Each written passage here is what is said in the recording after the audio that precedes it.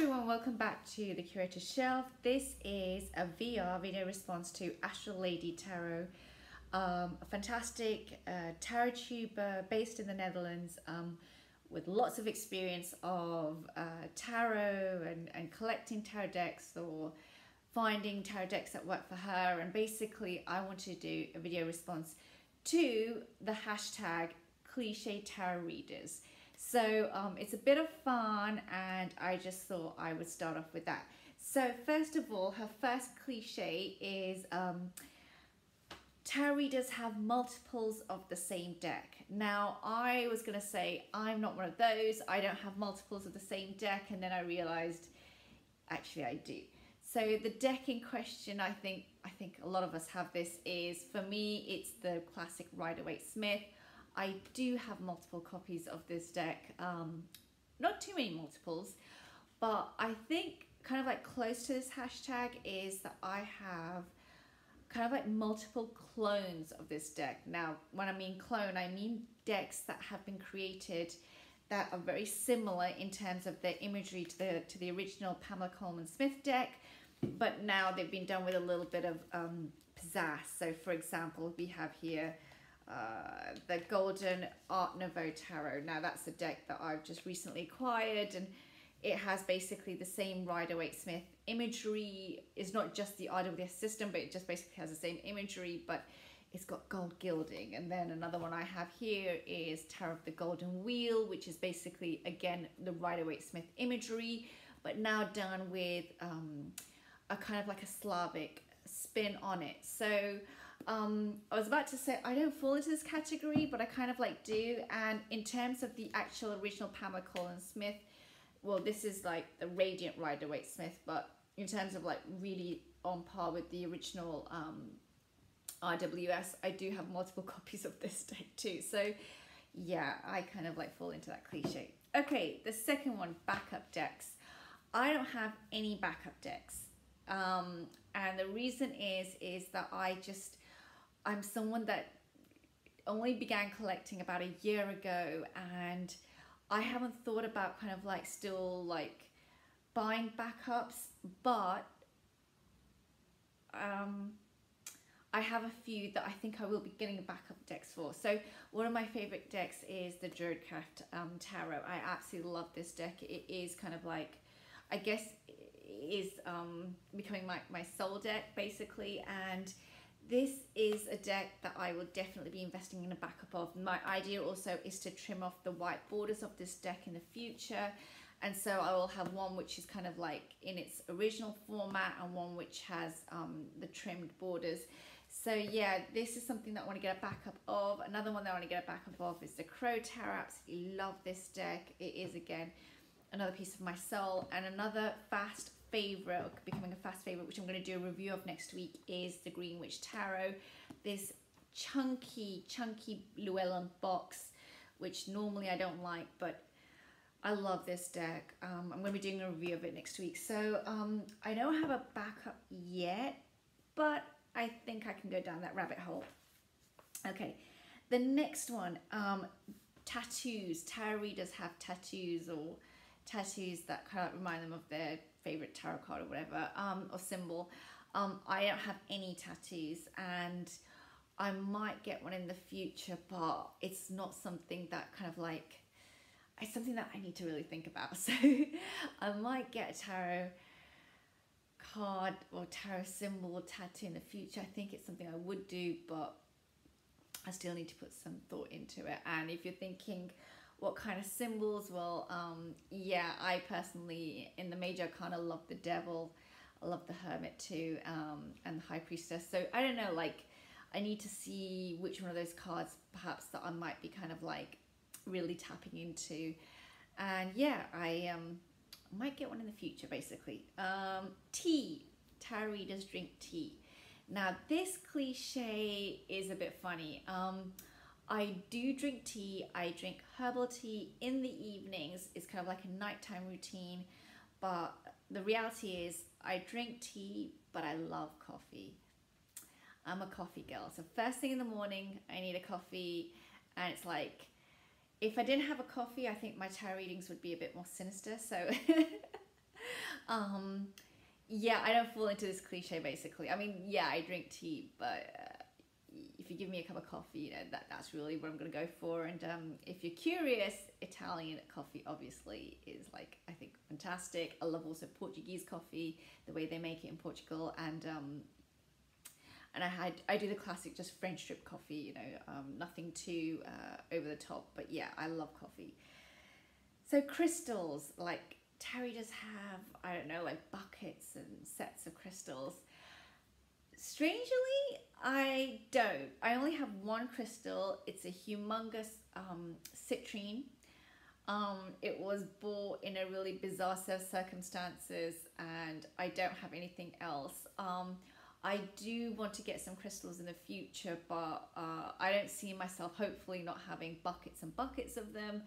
I think having a few to help cleanse my deck, to help with the energies in the house, I think would be really helpful. But I don't see myself with like huge trays of them, which if some people want to do, that's fine. But yeah.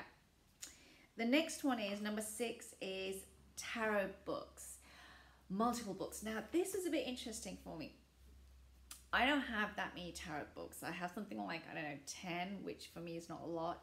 This is called the curator shelf, this channel, for a reason. So I don't have that many books in terms of tarot books. I have great reference books which I love to use. I think I've already pointed out a few in other videos. So for example, you know, here's a book on tarot spreads. I don't really do spreads, but I bought this to open my mind a bit. Or, you know, another one is Mary Greer's 21 Ways to Read a Tarot Card. I love books that make me think, and I have some reference books. So of course, here's an example. I have several of these, Rachel Pollack's Tarot Wisdom and so forth. And I have like a few books on like the background of tarot. But the reason why I don't have too many tarot books, and hear me out on this, is that my background is history. I studied history, and then I studied also law and politics and so forth, and political theory. That's kind of like where my background is. And I also have a lot of books on spirituality and religion, as you can see from back there, but it takes up the rest of the shelf there. And the reason I feel really okay with tarot, I think there's a connection for me there, and I also studied astrology, is that I have, for me, a lot of background knowledge from history, from like studying Athens and Sparta, ancient Rome, that kind of thing, or, you know, Indian gods and goddesses. My parents are Indian. I have that background knowledge, so that I don't feel the need, I don't feel compelled right now to have lots of books on, let's say, how, you know, what the symbols are all the time, because sometimes I look at the cards and it's really apparent for me what the symbols are, and especially when it's Greek myths or Roman mythology, or even symbols that go back to Judeo-Christian principles. For me, it's just not such a it's not such kind of like virgin territory. How best can I put it? It's not territory that I'm not familiar with. I am familiar with it. So for me, it's natural that when I see a card, I see a lot of the symbols that tap back into things that I've read in history. And as a historian, I always go back to the primary source. But you know, I think I will be getting tarot books in the future, because I really, really love studying tarot. So just knowing more about how the tarot came about and some of the thinkers. I have some books on Crowley and stuff like that as well, Astral Crowley. But yeah, I don't fall into that cliche that much. Taking a bit of time there, but there you go. Tarot journaling.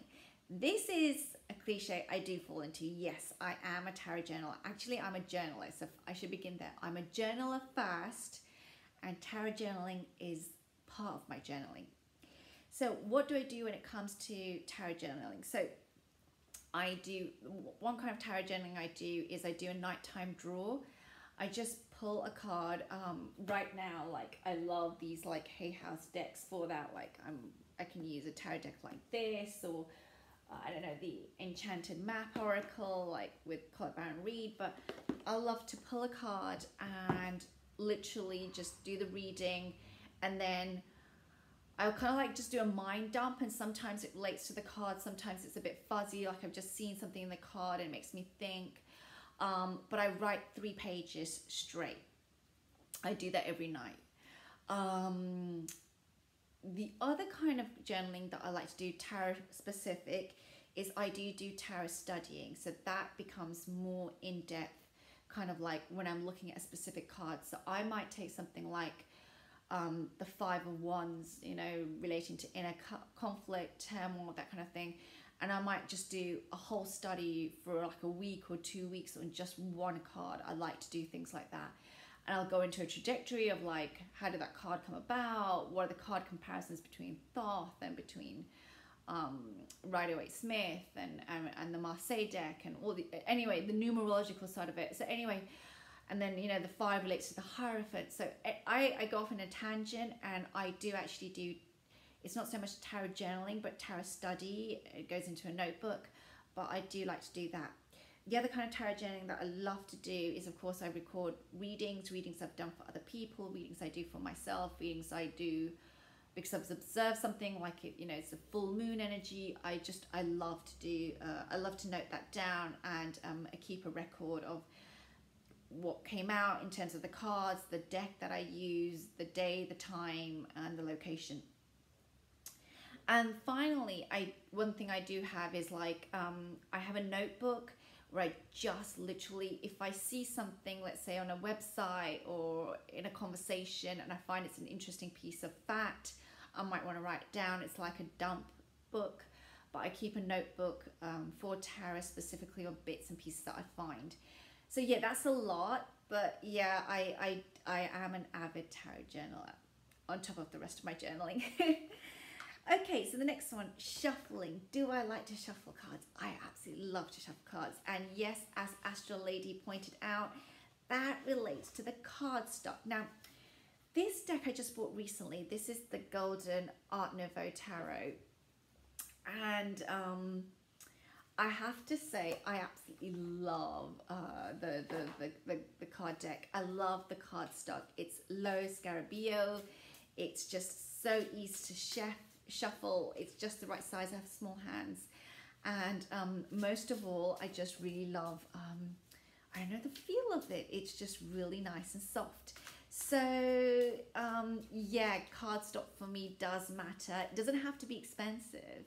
I mean, this is a this is a mass market deck, and it cost me 18 euros. So, you know, it's a bargain basically, but I just absolutely love it. And yeah, I do like good cardstock, which is easy to use, and I do love to shuffle. Okay, the next one is fairy lights. I do have fairy lights. I'm not using them in the summer this year for some reason, but I do put them up as soon as like we get to about September. They're across here. I think you've seen them in some of the videos. And yes, I do have fairy lights. I love them. And candles. Yes, I fall into this cliche. I have plenty of candles. I have normally, just because I really love, you know, having really nice smells in the house, and I also like the ambience of a candle. It's not too bright in the evenings. So yeah, I definitely have that cliche as well. And then finally, it says here, I just made some notes, a designated tarot table. That I don't have, thank God. But it's something that I think when I'm in a larger place, I will definitely have a little nook or something that will be for my tarot readings only. But the other thing that was brought up by that was brought up was, are there any cliches that have been missed? So yes, I do think there's one that comes to mind right now for me, and that is the cliche, the tarot meditation shrine, or like a whole area dedicated. I mean, this talks about a tarot table, but I'm talking about like the whole shrine. So we've got like a place for the card, a place for the incense stick, a place for the candle, a place for the notebook, you know, and then some statues and some idols and some lovely photos. And I fall into this cliche for sure. I love that kind of stuff. But I do think it's nice to have a designated spot in the house to go to, which is calming, helps me center myself. It's a good place for me to just go to as well before I leave the house if I'm going to have a tough day or anything like that. So yeah, that's one of the cliches I think that wasn't quite mentioned. I wouldn't call it a tarot table, I'd call it like a whole dedicated shrine space. um so yeah, so, and the other cliche that I have to say that wasn't mentioned but I have to say is the familiar, the animal. And I do have one of those. My cat's sitting over there right now, but yeah, I do have a beautiful black cat, as you've seen in some of my other videos, and yes, that is the other cliche. So this is a short video, just really touching upon some of the things that Astral Lady Tarot brought up. If you have any other points to add, please do so. I'm gonna love watching these videos over the next few weeks. I think they're gonna be a lot of fun. You know, I'm someone that kind of like, I take what resonates with me, and I just want to say that to anybody who's either already a tarot reader or learning to be a tarot reader. You know, we don't need to do everything. We don't need to have what everybody else is having. And so, yeah, I think tarot should be fun too. So I hope this has been a fun video for all. Next week, I will be doing a deck review and also showing you some of the decks that I've been bringing into my collection in the last few weeks. And so, yeah, good to see you all and see you all next week. Take care.